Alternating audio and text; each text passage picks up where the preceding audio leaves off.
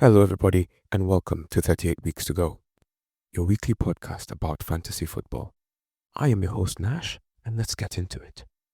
Game Week 34 is done, and just as it is done, Game Week 35 is upon us tonight. How was Game Week 34 for you? For me, I won't lie, I'm happy with what I got, even though it hasn't helped me too much, but I'm happy with my performance. I got 78 points. The weekly average was 47, so I'm happy with doing well above the average. However, even though I did well, I dropped down the table. Our league table is a bit tough. So for me, in order to make this game week make sense, I had to fill in the blanks. Because of the previous double game weeks, I had a gap of about 4 players that weren't going to play this past game week. And so I had to lose about 12 points to make my team have 11 players on the field. I brought in Ryan Sessegnon, Iwobi, Harvey Barnes, Luis Diaz, and Cunha. And from negative 12, I gained 41. So I'm happy with the outcome because I generally made the right decision. I was wrong on captaining Mr. Isak though. I had better captains almost everywhere. Looking at the game week, one of the things that disappoints me the most is waiting up until Thursday night for Forest to play, only for them to be hammered 2-0 by Brentford. Why? What was the point? This game could have been okay, I know they played in the league, blah, blah, blah. I mean, in the FA Cup. But it could have been on Wednesday. Then they lose 2-0. I had Sels and Milenkovic. I'm telling you, every time I start those people, I get nothing from them. The other thing that has been disappointing has been captaining Isak. It feels like over the last 4 game weeks, captaining him has been a bit of a letdown. He has performed, but there's always been a stronger and better captain right beside him. Like, take this weekend, for example. Trippier plays out of nowhere. He has 15 points. It feels like it was an ode to the past. Chelsea win, Palmer is nowhere to be seen. I was watching Brighton play, and then all of a sudden I'm like, Ayari? Now who the hell is Ayari? Brighton keep getting these young players out of nowhere. How would you even begin to think about recommending a guy called Ayari? Bournemouth were doing fine until that last minute equalizer by Hoyland. That was painful. And for those of you who had Kepa or Kakes, you know what I'm talking about. Watching the Liverpool game was the most painful game for a while because it looked like Salah was going to do nothing. That was stressful. That was a stressful encounter for me. At least he finally got off and gave us something. But in a 5-1 victory, I thought it would be more. I'm just happy I brought in Diaz as well. Southampton ruined everybody's clean sheet plans. Leicester performed as expected. For those of you who brought in Ait Nouri, well done to you all. I was having second thoughts about Cunha. I'd wanted to put him as my captain, but I was just like, no. Just judging by history, maybe Isak would score another hat-trick or 2 goals or something like that. He scored 1. I guess you have to just be happy with decisions you make. But outside that, honestly, it felt like the people who we thought would perform. And in that way, it was a bit of a good game week. And that is also why many of us got above 47. Looking at the fixtures, 5-1 was the highest scoring game this week. And it was fitting that it was Liverpool 5, Spurs 1, which also happened to be the marquee game. But like I said, it was just the most popular game, but not the best game to watch. Liverpool have been the better team all year in England. Spurs have been disappointing at best. At worst, goodness, who knows? And it showed in this game. They looked like an amateur team playing a pro team. Men versus boys. They scored first, which is the most painful thing. You go up 1-0 and you think you're going to win the day. And then before you know it, you've lost 5-1. So at least if you're a Madison or Solanke holder, you got your return. But on the other end, Gakpo scored, Luis Diaz scored, McAllister scored, Udoji on goal, Salah scored. Szoboszlai had 2 assists, Trent had 1, Gravenberch had 1 assist as well. So from a fantasy perspective, it seemed like if you chose Trent, which was the defender I would recommend from this team, and then pretty much anybody else, you got a return. McAllister had the 3 bonus points and he was immense in this game. Gakpo had 2, Salah somehow got 1 and Soboslai got 1 as well. When it comes to most disappointing result, I would have to say it is Brentford 2, Nottingham Forest 0.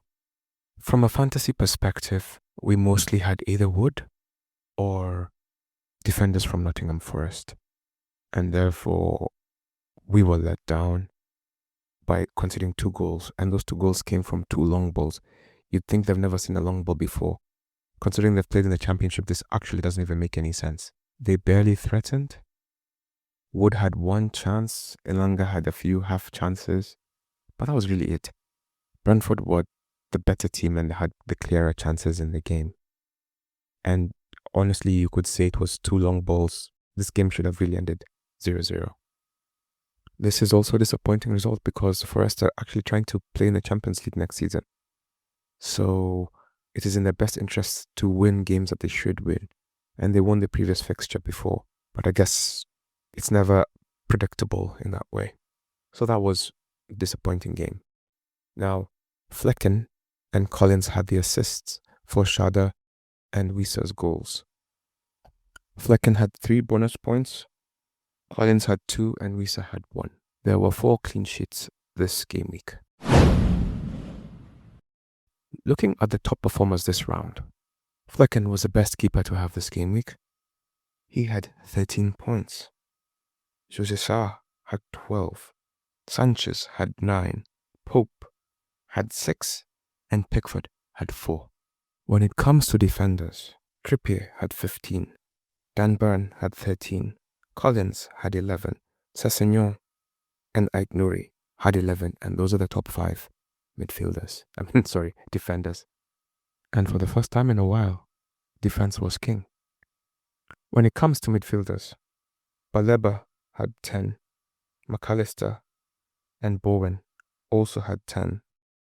Then Semenyo and Soboslai had 9. And those are the top 5 midfielders. When it comes to forwards, Cunha had 15. Højlund had 9. Nicholas Jackson had 8. Wisa and Gakpo were tied for 5th with 7. And just by reading those top results, it's clear to see that it was more of a collective win than an individual win. If you had many players who did well, which I guess always tends to be the case, but when you see that there's no real top performer, it just means that a lot of people picked the right people who got between 6 to 8 points. And for those of you wondering about Evan Nilsson, he still remained with 2 points even after his red card got rescinded. I am sorry for you Evan Nilsson holders, that was painful. So let's look at some of the stats. On this game week in 2005, Middlesbrough had the first ever triple game week. You heard me correctly. Triple game week. But can you believe it? Not a single player started all of those 3 games. Even the goalkeeper. So it was a waste. Mo Salah was the most popular captain choice this week, with 71.4 people choosing him globally. Number 2 was Isak, and number 3 was Cunha. 78% chose Salah, 16% chose Isak, and 2% captained Cunha. Mo Salah is the only Premier League player with more goal contributions across all competitions this season than Bruno Fernandes. With his goal over the weekend, Mo Salah has become the Premier League's top scoring foreign player after surpassing Sergio Aguero, one legend passing another. Jamie Vardy made his Premier League debut at 27, and since then, he has scored more Premier League goals than Didier Drogba, Cristiano Ronaldo, Luis Suarez, Romelu Lukaku, Sadio Mane, Dwight York, Ian Wright, Ruud van Nistelrooy. It's not about how you start, it's about how you finish. Mark Flecken's assist for Wisa was the 9th time a goalkeeper has assisted a Premier League goal in this campaign.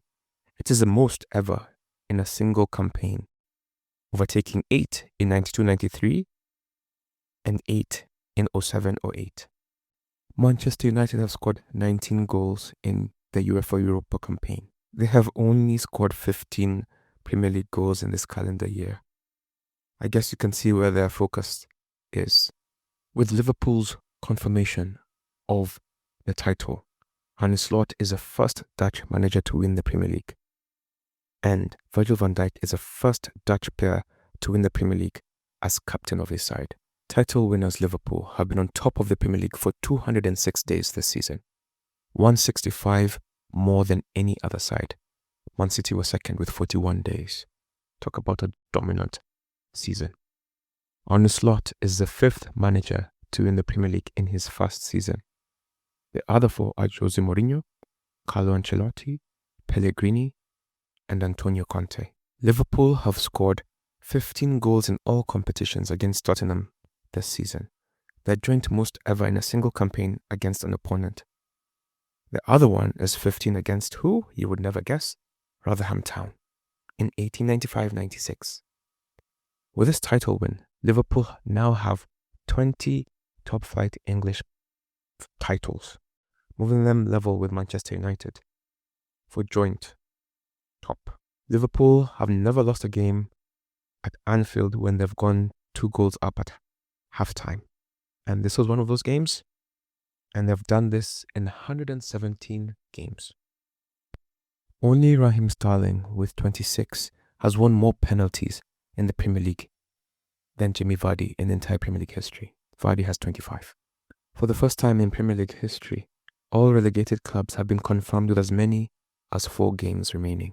Since Vitor Pereira's first Premier League game on December 22nd, only Liverpool, with 13 games, and Newcastle with 12, have won more games than Wolves, who have won 10. This is exactly what Leicester thought they were getting with Ruud van Nistelrooy. And speaking of Ruud van Nistelrooy, Leicester have conceded first in 29 of their 34 Premier League games this season, the most ever by a side in a single 38-game campaign. Nicholas Jackson scored his first goal in 13 Premier League appearances, thus ending his longest run without scoring a goal in the Premier League. Jamie Vardy has scored 143 goals in the Premier League for Leicester City. Only Harry Kane, with 213, Sergio Kun, 184, and Henry, 175, have scored more, with 100% of those goals coming from a single club. Everybody else above him has played for maybe 2 teams, like in the case of Salah, who has played for Liverpool and Chelsea. As has been for most of the season, Salah is the most selected player. He was the most captained and most vice-captained. Mbeumo is a player who has been brought in the most, with 258,000 people bringing him in. Vardiol, 119,000. Wissa, 103,000. Cunha, 102,000. Mamouche, 99,000. When it comes to players out, Saka, 130,000. Palmer, 110,000. Rashford, 101,000. Robinson, 99,000. João Pedro, 78,000. Wissa has only blanked twice since Gameweek 26, so he is in great form. Palmer has 0 goals and 3 assists in the last 13 games. Like I said earlier, 47 was a Gameweek average. If you got 47 or above, well done. The highest performing manager got 132 points. They lost 24 points and they got 132. That's a great return. The manager's team is called Pegs. In goal, they had Flecken, who had 13, Semedo, who had 6, Ait Nouri, who had 11, Dan Burn, who had 13, Shah, who got 6, Soboslai was his captain, and he had 18, McAllister, 10, Salah, 8, Liverpool midfield. You couldn't go wrong this week. Cunha, 15, Isak, 6, Wood, 2. Having used his bench boost, Leno, 2, Mitoma, 6, Sessegnon, 11, Iwobi, 5. It worked out for him. When it comes to our table, the highest manager in our group got 104 points. Manager Ken Kimani of KK Wanderers. He used his free hit. In goal, he has Jose Sa, 12, Ait Nouri, 11, Sessegnon, 11, Trippier, 15. Oh, wow. Salah, 8 points. Mitoma, 6 points. Palmer, 3 points. Jacob Murphy, 6 points. Iwobi, 5 points. Cunha, 15 points. Captain Isak, 12 points. Great choices. Well done. The top 5 point getters this week in our group are Ken Kimani, of course, 104. Texas Tens, manager of Tanner FC, 101. LED, Dark Horse, 98.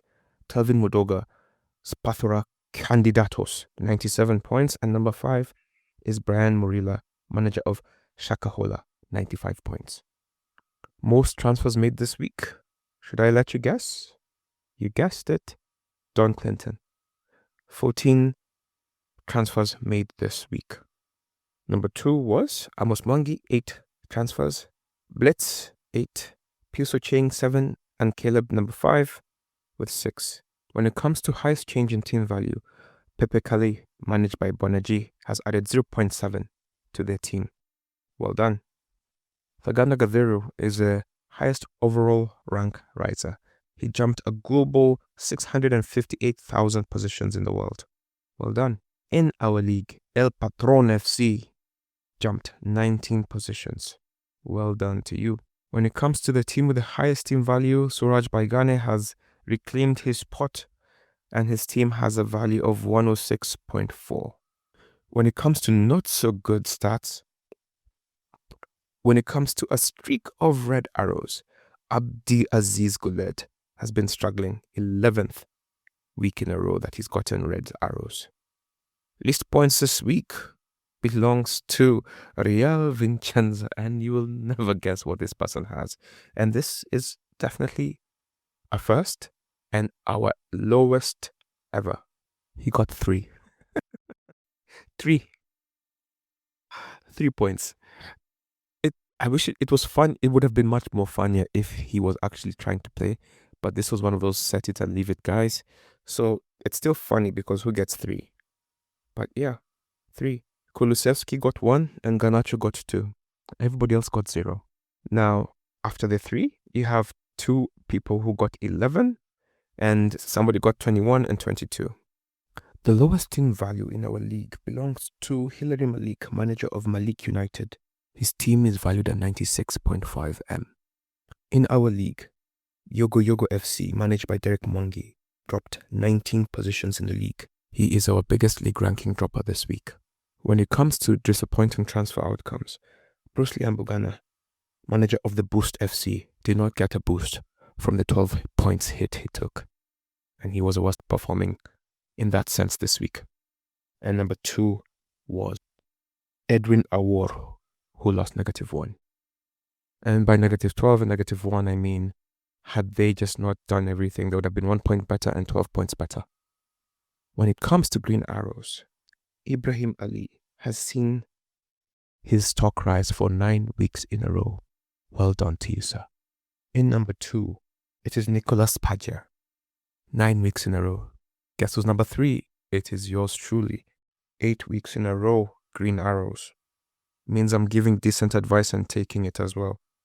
Number 4 is Boaz Ogala, 7 weeks in a row. Number 5 is David Moy, 6 weeks in a row.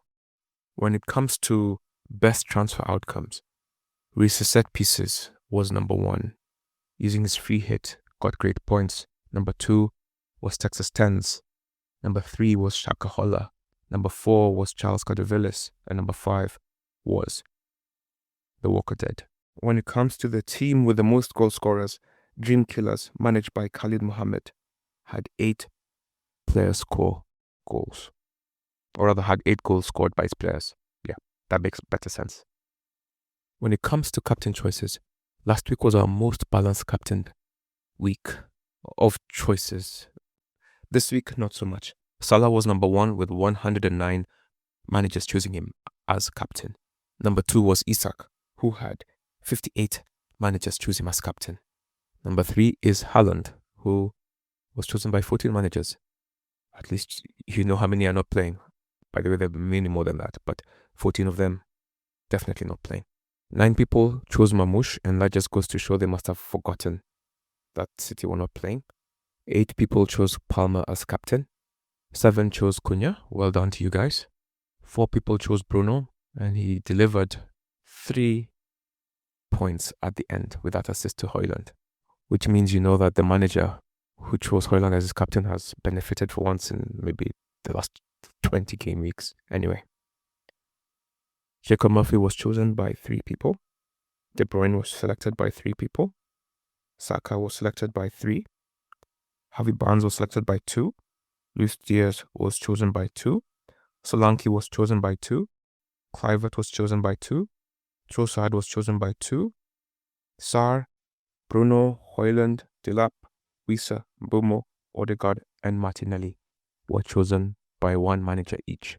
When it comes to our league table, unlike Liverpool, the league is not yet done. Texas Tens got 101 points, which just instantly catapulted them up to the top of the table. 101 points now has 2,353 points and has opened up a 12-point gap over number 2. Who is a new number 2? Duboy FPL. 93 points, 2341 points. I'm telling you, the top is not a joke. Number 3 is Yusufa Mukoko, who has been dethroned and is now behind by over 20 points. Isn't that crazy? With 2328. Number 4 is Reese Set Pieces, 2321. Number 5, David Moy, 2320. Number 6, Abdallah Kili, 2313. Number 7, Charles Cadavillis, 2301. Number 8, Otio Mondi, 2296. Number 9, Junior FC managed by Alan Muchangi, 2285.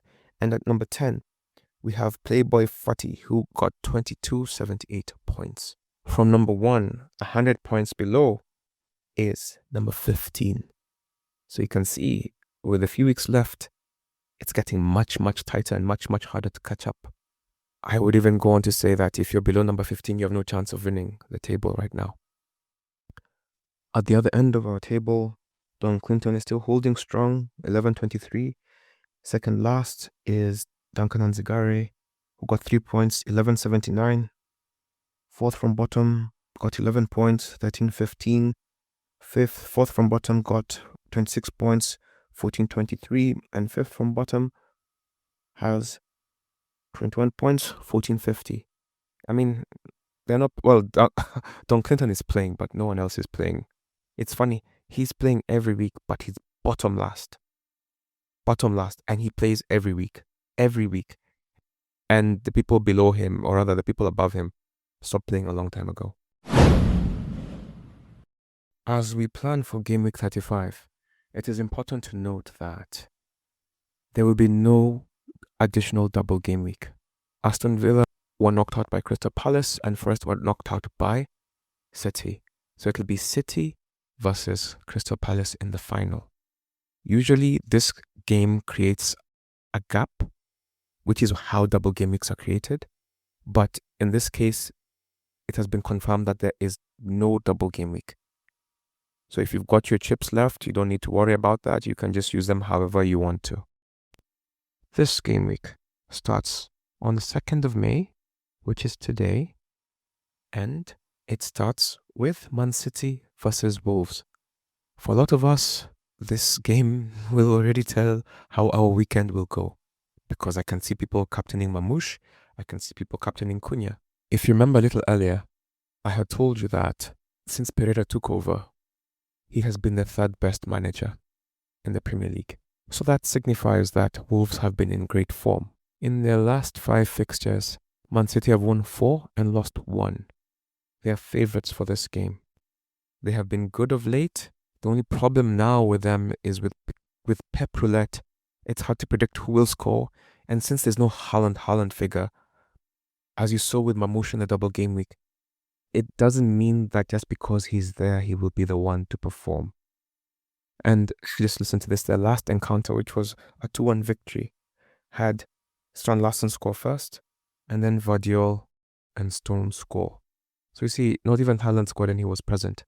So this game is going to be one of those. O'Brien might be the guy to score, or is it O'Reilly? It's O'Reilly. But basically what I'm saying is that right now, there are no clear-cut scorers from Manchester City. However, if you want to bank on their defense, that isn't a bad idea. And if you would want a striker, Mamouche will play. That's the thing about Man City. Who will play? For example, when I'm recommending players from the other end, honestly, Strand Larsen, Cunha, Aït-Nouri. Done. Simple. But on the City end, Pep is just playing mind games with us as well. I have Vardiol already and I have Mamouche already, so they will already play for me. I'm not choosing a third player because I don't think this will be that kind of fixture, but I wish you good luck with your choices. Wolves have won their last 6 matches and they haven't lost in 7. I believe they'll lose this one, but it just goes to show how competitive this match should be. I believe it will be close. Both teams are coming off impressive victories and they will be looking to continue doing the same.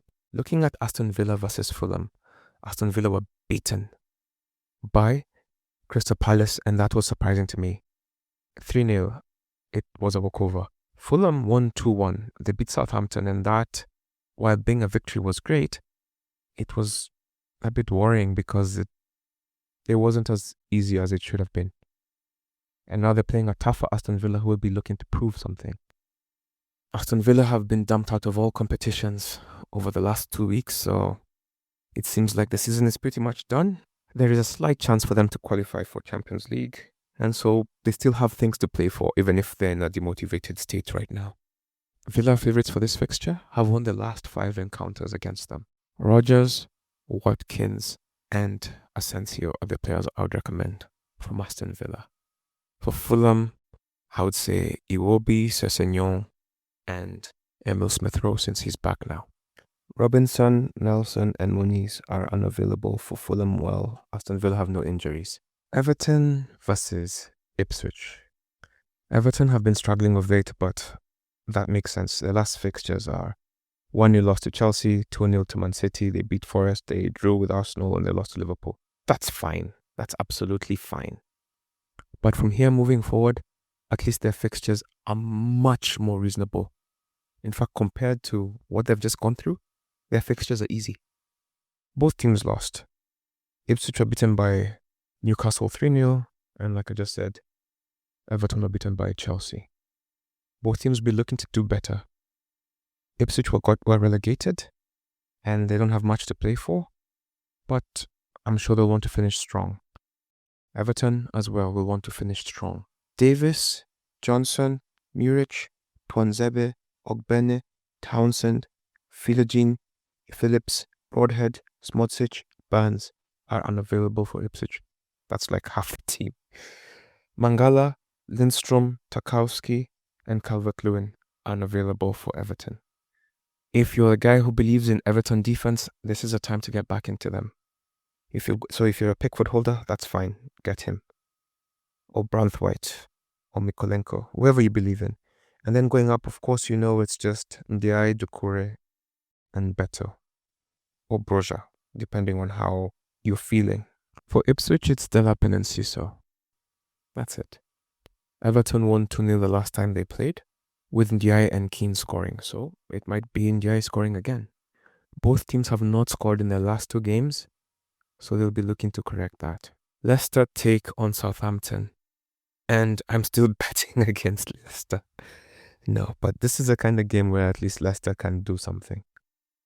I could see them scoring. This might be a good game for Jamie Vardy to say goodbye to his people. It's honestly a nothing game, and it's a game I wouldn't invest in, and I wouldn't recommend anybody to invest in.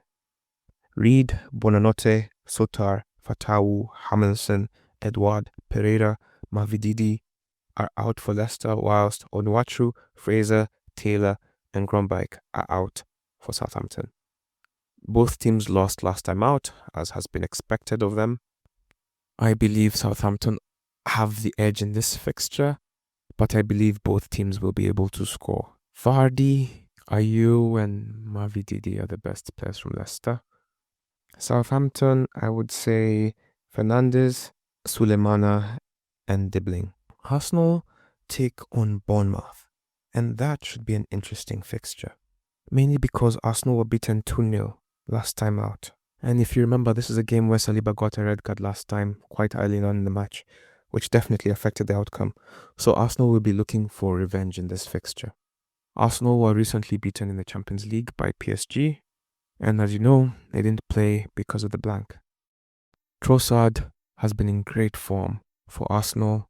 Kiwior has been doing a tremendous job as well. And then, of course, Saka.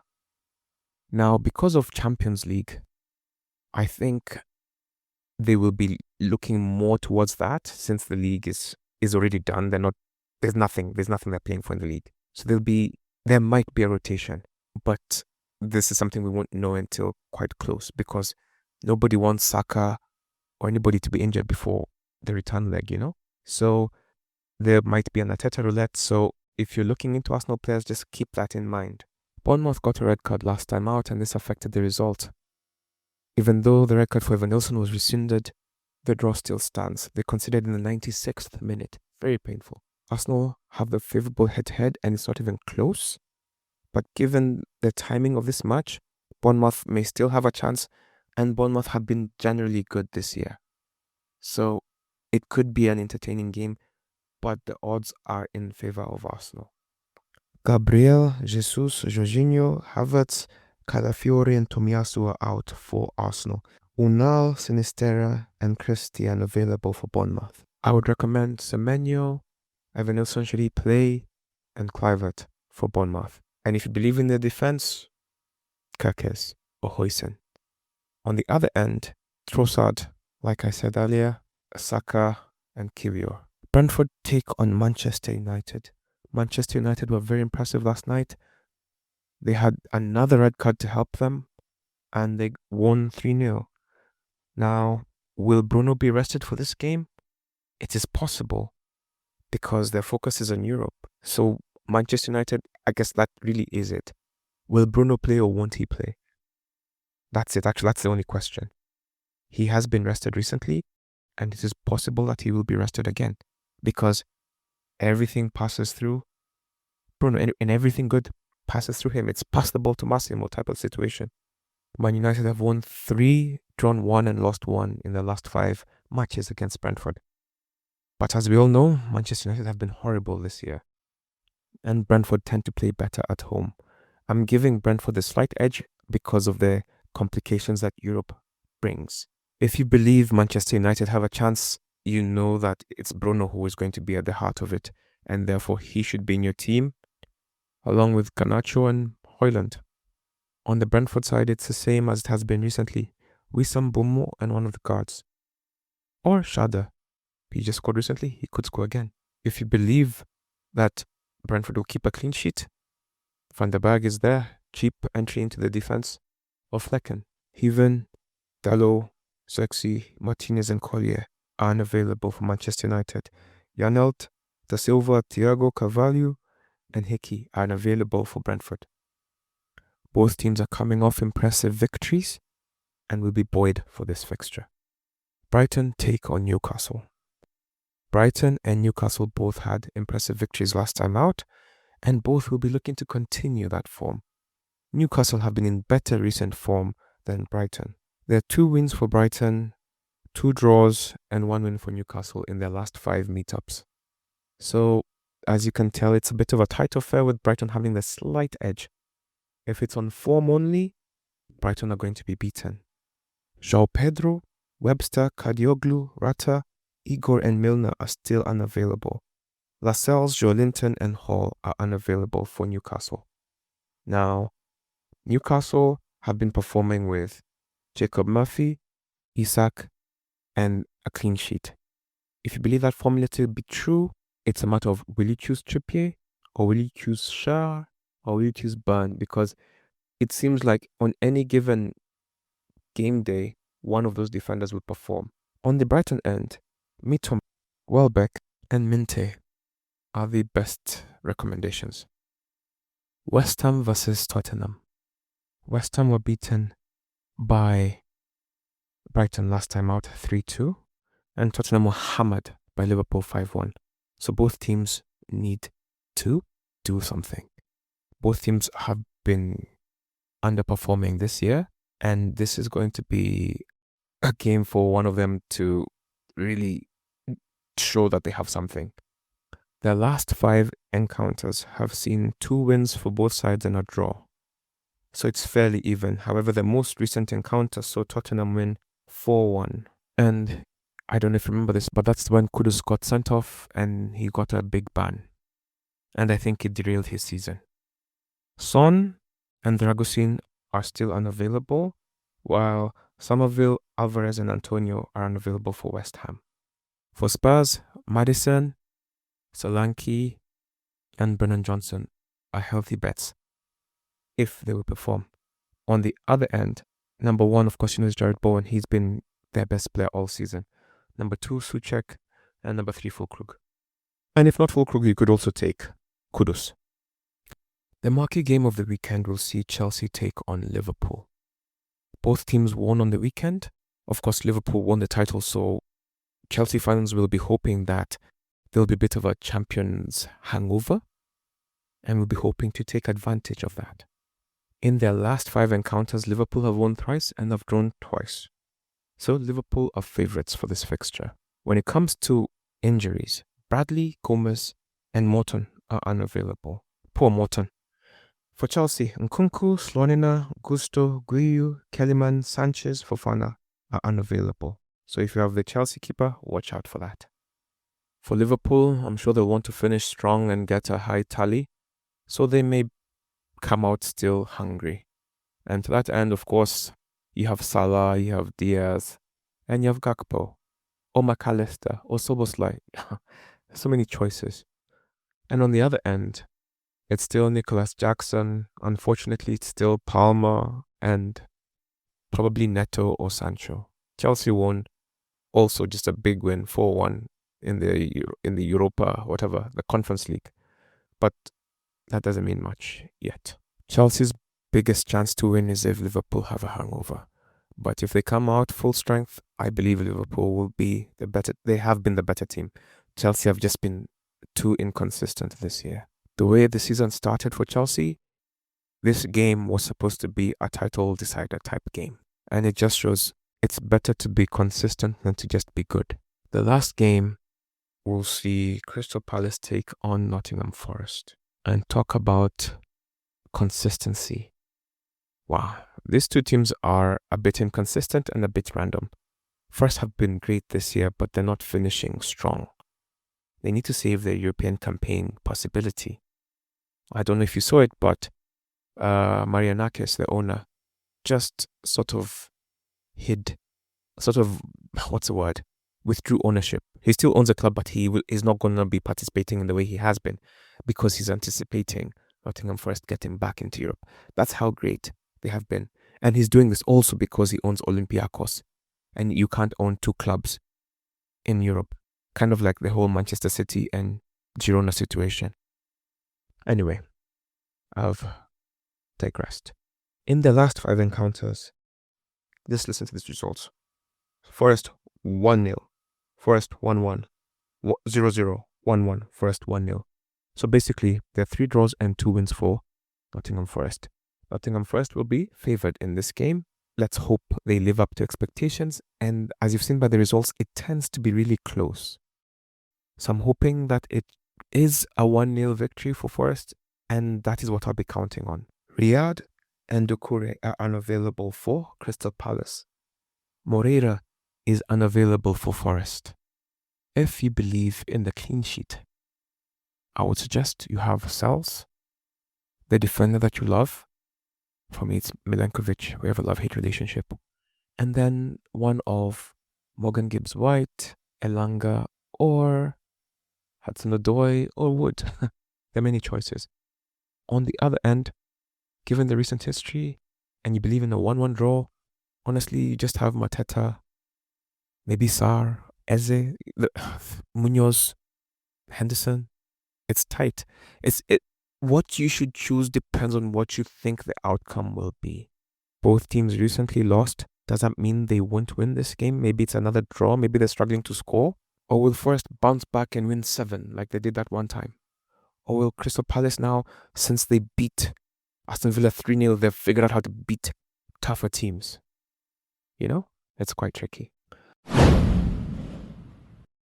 Just before we look at the FDR, Just before we look at the FDR, number 1 in the world is Lovro Bodisin, manager of team Aina Kraft Brie, 86 points they got. And Lovro used the free hit, so I'm not going to really look at the team because it doesn't affect anything going forward. But Lovro has 2556 points, and number 2 is somebody called the Kiran Govinda, 2543. So it's 13 points between number 1 and 2 in the world, so it's still competitive right at the top. Okay, so the FDR is here. Arsenal have Bournemouth, Liverpool, Newcastle, and Southampton next. Winnable fixtures. Or at least 2 out of those 4 are. The other ones will be competitive.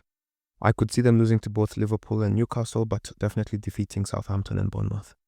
Aston Villa take on Fulham, Bournemouth, Tottenham, and Man United. Honestly, I can see them winning 2 out of those 4 games. Which 2? Tottenham and Manchester United. Bournemouth have Arsenal, Aston Villa, Man City, Leicester. Now, in this one, I can honestly see them beating Leicester and maybe getting a result in terms of draws against these other teams. But they're not favoured over the next 3 fixtures, in my view. Brentford have Man United, Ipswich, Fulham, and Wolves. Those are great fixtures for them. Brighton have Newcastle, Wolves, Liverpool, and Tottenham. A bit of a mixed bag, and given the form, it could honestly go either way. I would just say get Mitoma and just close your eyes. Chelsea have Liverpool, Newcastle, Man United, and Forest. Wow, those are tough 4 fixtures. Well, tough 3 fixtures. I wouldn't recommend you to get into into Chelsea, especially not into their defense. Crystal Palace have Forest, Spurs, Wolves, Liverpool. 2 out of those 4 are winnable, and 2 they should be beaten. Everton have Ipswich, Fulham, Southampton, Newcastle. Everton can beat Ipswich and definitely can beat Southampton and could get a draw or something at Fulham. Honestly, I wouldn't blame you if you chose a defender from their team at this point in time. Fulham have Villa, Everton, Brentford, and Man City. I don't have a good feel on Fulham, so it's very tough for me to say what they're going to do. It looks like winnable fixtures, but I have not trusted them so far, so I don't know how to call that. Ipswich have Everton, Brentford, Leicester, West Ham.